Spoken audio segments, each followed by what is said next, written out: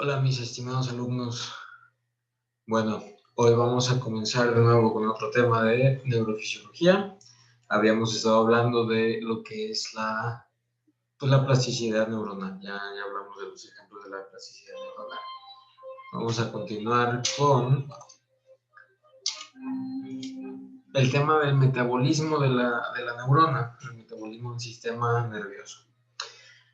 Vamos a ver que la flexibilidad, de toda esa plasticidad que hemos estado hablando, la flexibilidad va a tener sus costos. La alta flexibilidad de nuestro sistema nervioso, de la neurona, la plasticidad, va a tener muchos costos metabólicos.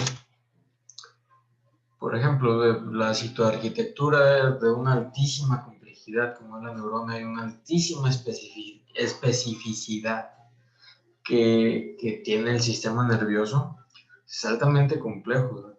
Un ordenador, una gran computadora compactada en este cráneo, bueno, mi cerebro no es una gran computadora como la de otros, pero tiene mucha especificidad a comparación de otros organismos. Entonces vamos a ver que esta gran complejidad y esta gran especificidad pues tiene un enorme gasto metabólico. Va a consumir muchos recursos. Esa es las desventajas de tener un sistema nervioso, un cerebro tan potente, tan avanzado, a diferencia de otras especies animales.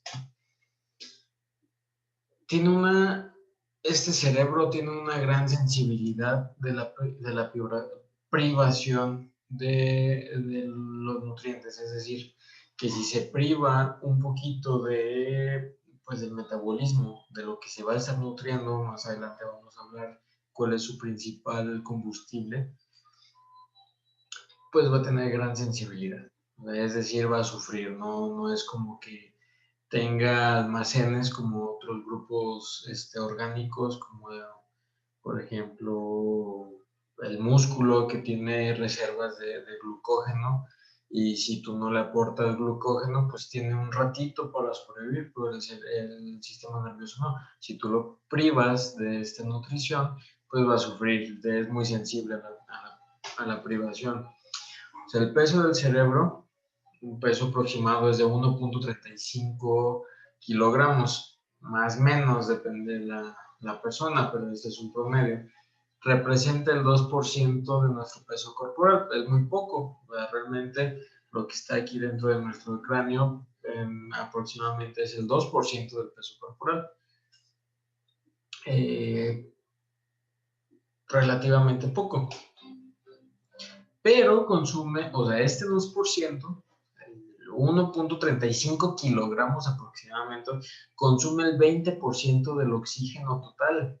O sea, total, de todo el oxígeno que entra a nuestro cuerpo, el 20% es asimilado y está destinado para el sistema nervioso. Y el 25%, o sea, un cuarto del total de la glucosa corporal, de toda la glucosa que nosotros consumimos, un cuarto, o el 25%, es destinado para nuestro cerebro, para nuestro sistema nervioso.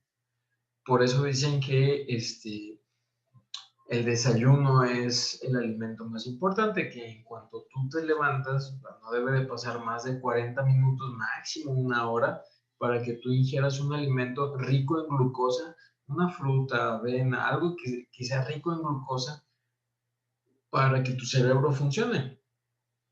Si no, pues vas a andar mareado, no vas a asimilar, no vas a aprovechar tus clases, no vas a aprender, porque tu cerebro pues, está consumiendo mucha glucosa y le está quitando, porque el cerebro, para el cuerpo, perdón, el cerebro es vital. Entonces, primero va a asegurar el 25% de la glucosa para el sistema nervioso y lo que sobre para el resto de los órganos, para músculos, para funciones orgánicas, para producir energía para sintetizar nutrientes como las enzimas, hormonas y demás. Acuérdense que el ATP se produce principalmente por la glucólisis. Dentro del ciclo de Krebs, uno de los nutrientes principales es la glucosa. Si no desayuna, si no come, si no le aporta glucosa al cuerpo, se va a asegurar primero el cerebro, porque el cerebro es bien envidioso, y lo demás se va a otras partes del cuerpo. Y el 20% del oxígeno sube al cerebro y lo demás se reparte al resto del cuerpo.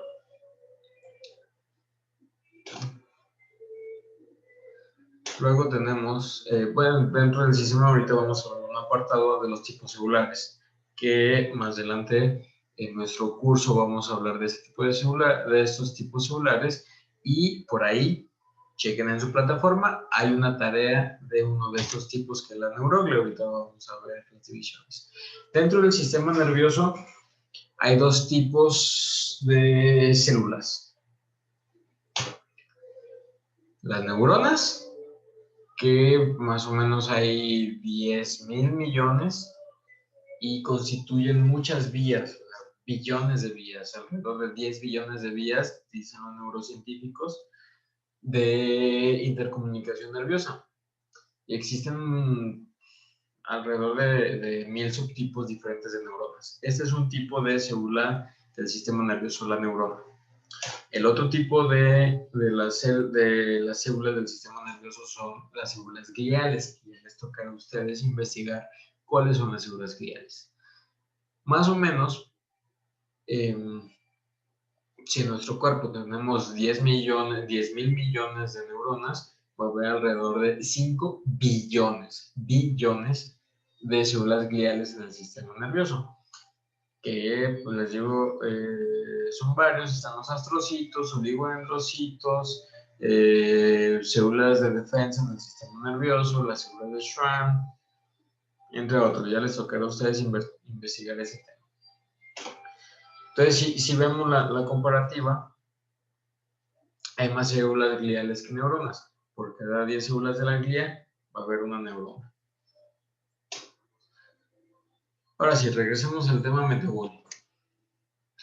La primera fuente energética de las células del sistema nervioso, ¿qué creen? Ya tendrán una idea.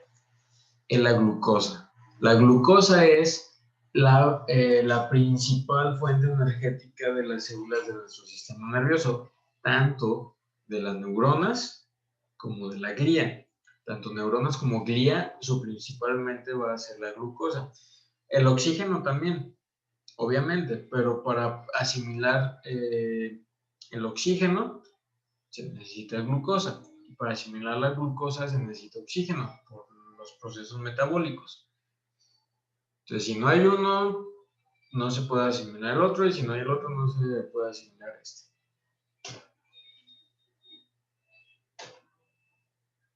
Pero las neuronas, como les decía hace un momento, las neuronas no tienen depósito de glucosa ni de oxígeno, es decir, viven al día, no saben ahorrar, no son ahorradores, yo creo que como muchos de nosotros. Necesitan ir al día, o sea, lo que tú les vas aportando es lo que van consumiendo, no lo guardan. Si tú le aportas tantos gramos de glucosa, es lo que se van a acabar, ya sea más o sea menos. Es lo que se va a acabar, no la van a guardar. Entonces, si tú le quitas oxígeno, pues no va a tener de dónde agarrar. Si tú le quitas glucosa, no va a tener de dónde agarrar. ¿Qué quiere decir esto? Que nuestro sistema nervioso sufre. Es uno de los primeros sistemas orgánicos que sufren cuando hay una privación de oxígeno. Y es uno de los primeros sistemas que se protege cuando hay un evento cerebrovascular, cuando hay un infarto agudo de miocardio, cuando hay una oclusión, cuando hay una obstrucción sanguínea, cuando hay una hipoxia en general orgánica. El cerebro o el sistema nervioso en general es el que va a sufrir primero. Y como es un sistema de tejido tan complejo, ya vamos a ver esa parte de la reparación en el sistema nervioso, se pueden generar lesiones irreversibles. 10 segundos de interrupción total de flujo sanguíneo cerebral puede generar una lesión irreversible. Imagínense cuando hay un infarto.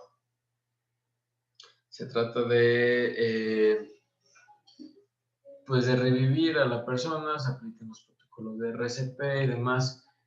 Si en cierto, hay un máximo de minutos para que se puedan hacer las maniobras, porque si después de cierto tiempo